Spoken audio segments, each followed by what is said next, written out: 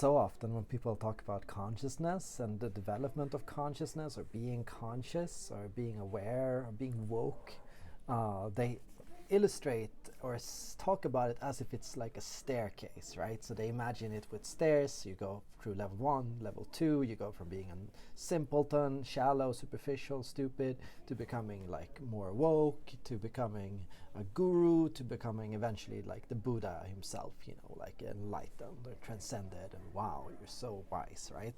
And that's how people often look at the development of consciousness. Now, well, I think if you think about it like that, I think you look at it the same way you look at playing a video game, or like getting a promotion, like playing on the career ladder. You go from, working your way up to eventually becoming a CEO, right? And that's how you think about the development of consciousness. But to me, consciousness is not something that goes from the bottom up. It's not about a series of progression. It's not about becoming gradually more woke by becoming more self-aware, by like meditating, by like this process. It doesn't have a step-by-step process. It doesn't go upwards. The idea of a direction of consciousness in itself is silly, because the consciousness expands can expand in multiple directions and in multiple ways. And consciousness on top of that has a type or a quality, in the sense that no matter what consciousness you have or hold, it will be different from the consciousness of other people, and other people will always be conscious of things that you're not conscious about. So they might have an awareness of something that you don't have. No matter how wise you think you are, you'll encounter people, even children, 4-year-olds, 5-year-olds, that have a consciousness, awareness that you don't have. And yeah, in that you are the student and they are the master, and you should listen and sit down, because they can teach you and you have to learn. So how we can illustrate this is essentially through this beautiful drawing. Imagine that consciousness has a breadth, a horizontal angle, but also imagine it has a height, but of course a meta or big picture awareness, and it also has a depth. So consciousness follows through these 3 dimensions of height, depth, and breadth. On top of that, you can imagine a 4th line, which is the 4th dimension, in the sense of like, what are you conscious of? What kind of things are you conscious of? What it's like to be a 4-year-old child, or of being a bird, or of being a worm? Do you understand what it's like to be a worm, or what it's like to be a bird, or what it's like to be an alien, right? Do you have this awareness? Do you know what it's like to be a woman, when you're a man, right? So the type of consciousness is also a 4th dimension worth considering. But let's focus on these 3 core dimensions first. What's height of consciousness? Height of consciousness is what we the most typically think of when we talk about people as being woke, or enlightened, or transcended, or conscious, right? That's your meta self-awareness. That's being aware of the fact that you're aware. It's what we pride ourselves on as humans, the ability to show big picture foresight about something. Essentially, your ability to understand where you come from, what your intentions are, who you are, and what it means to be you, right? So looking at yourself as if you were an outside observer, your self-awareness of the fact that you're aware. Like if thinking about it, like, wait, I'm not just having an experience, but I'm also understanding that I'm having an experience. It's not just that I'm in that and experiencing something, but there's a height aspect to it. So what is breath in this perspective?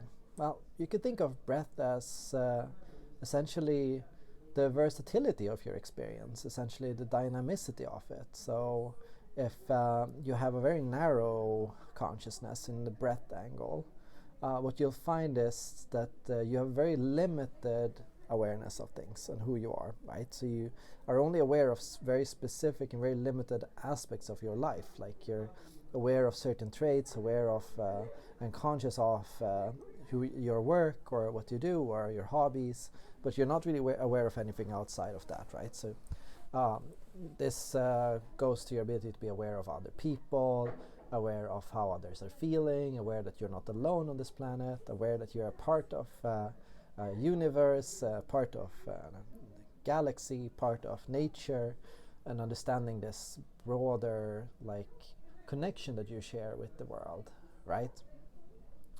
Finally, we can talk about the depth of consciousness. So, if you think about it, what did you say that depth of consciousness is? To me, depth of consciousness is your level of intensity and commitment towards an experience. And that is how deeply you embody a characteristic or an awareness of something. You know, when you look at a beautiful painting, if you just look at it for a second, you'll be like, oh, that's a nice painting. But the longer you look at it, and the more intently you look at it, and the more you study the colors, the patterns, the style, the more you think about who made it, what were they thinking about, what was the meaning of this, how can I interpret this, what does it help tell me about my life, what are my emotions, my experiences as I look at this. That's when you're building depth of consciousness. It's essentially not just like knowing that you're looking at a painting, and it's not just looking at a painting, but it's also really feeling the painting, like really experiencing the painting with intensity and experience. So it comes from being committed to something, sitting true with something, and like essentially diving into something. And when you think about this,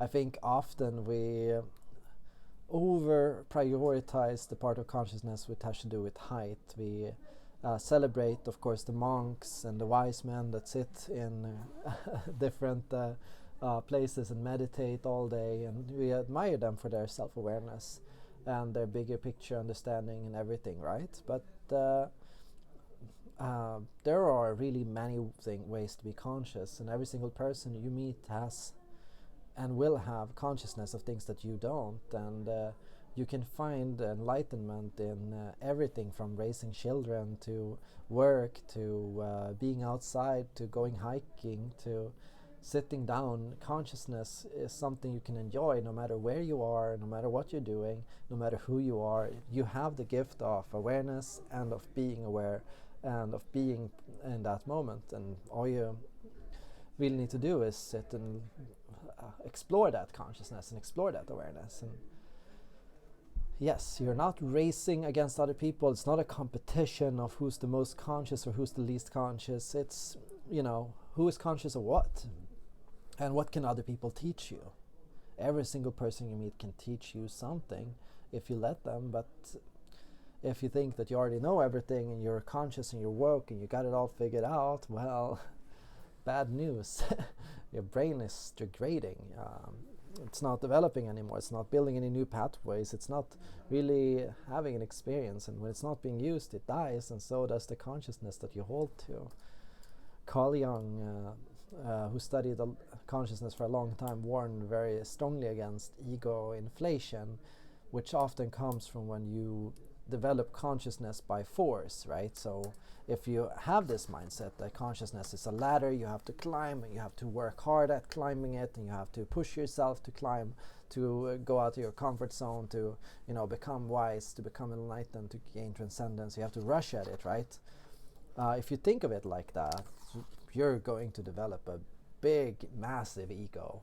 You're gonna be like that hard work has a price. Forcing things, forcing your way in nature, against nature's flow, will lead to an intensified feeling of superiority and entitlement. You'll start believing that because you have forced yourself, because you have pushed yourself, you deserve more than other people. You deserve to be listened to more than others. You deserve to be seen more than others. You deserve to be loved more than others. Deserve to, you know, have more things because you worked very hard and other people did not. How do you know they did not? You were always thinking about yourself all this time. You were only thinking about yourself, right? So how do you know if they worked hard at it or not? And that's the price of force. Consciousness, I find, is best developed naturally through learning to flow with nature and learning to commit and to be present in the experiences that you have. It's not a game, it's not a race. And if you treat it as a race, it'll take longer. I remember a story. A student approached Zen master and asked, "How long will it take me to become enlightened?" The student asked. And the Zen master said, 10 years. Okay, the boy thought. But what if I work twice as hard? The Zen master thought. 20 years. It's perhaps just the message is slow down. You can't rush consciousness. You can't rush experience. Experience has to be felt and integrated and experienced in your life. And so it's all about sitting with it and being present in anything that you do, in all your creative pursuits, in all the adventures that you have, in all the relationships that you build, to really listen, to be aware, to be attentive, to be present in all those things, no matter where you are or what you're doing. Thank you for watching, and see you all in the next video.